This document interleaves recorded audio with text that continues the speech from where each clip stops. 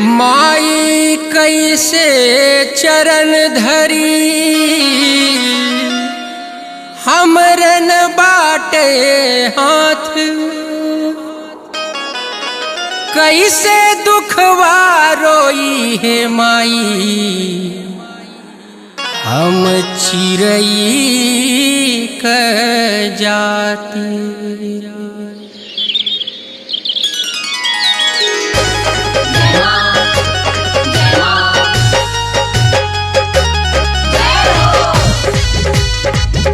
बोला बोला दुर्गा मैया की।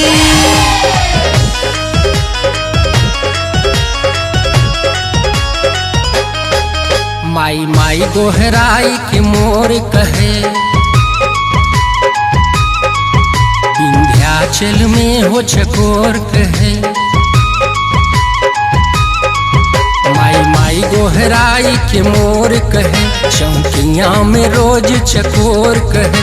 हथवा बिन कैसे चरण धरी, मथवा बिन कैसे नमन करी। मनई के जन्म बनवलू तू, मनई के जन्म बनवलू तू, हम नौ के बनाव जन्म माई। एक बेरी चिड़ैया के भी दई दे सुघर मानुष तन माई। एक बेरी चिड़ैया के भी दई दे सुघर मानुष तन माई। एक बेरी चिड़ैया के भी दई दे सुघर मानुष तन माई।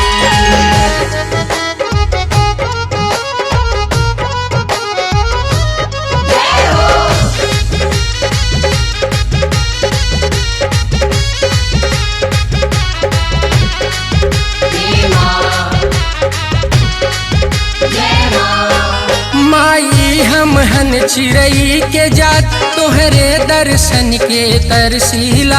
हथवा के बिना होई के लाचार, पूजन भी करई के झंखीला, पूजन भी करई के झंखीला। माई हम हन चिड़ई के जात, तोहरे दर्शन के तरसीला। हथवा के बिना होई के लाचार, पूजन भी करई के झंखीला। ई सोच के रात दिन हम हन के, ई सोच के रात दिन हम हन के, दुखिया बाटे मन माई। एक बेरी चिड़ैया के भी दई दे सुघर मानुष तन माई। एक बेरी चिड़ैया के भी दई दे सुघर मानुष तन माई। एक बेरी चिड़ैया के भी दई दे सुघर मानुष तन माई।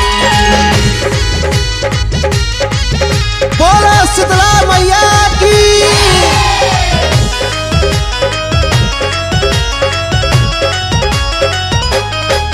भौआ में विभोर चकोर कहे, चदवा में केतनो अजोर रहे। फिर भी माई के चरण दर्शन के तरसेला मजबूर रहे, तरसेला मजबूर रहे।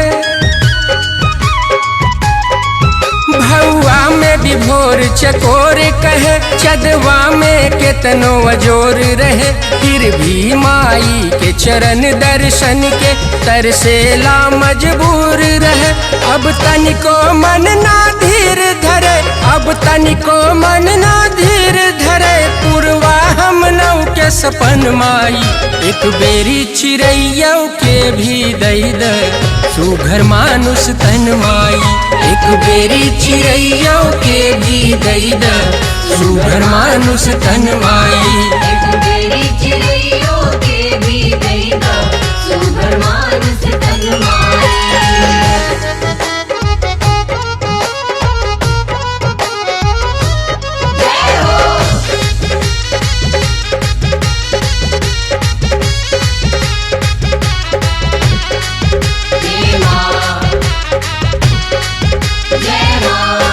मोरवा दुख रोई कहे माई, सावन में जब बिजुली चमके, तब तोहरे चरण के सुधि होले।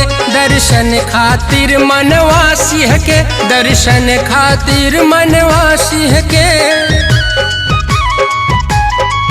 मोरवा दुख रोई कहे माई, सावन में जब बिजुली चमके तब तोहरे चरण के सुधि होले, दर्शन खातिर मनवा सिहके।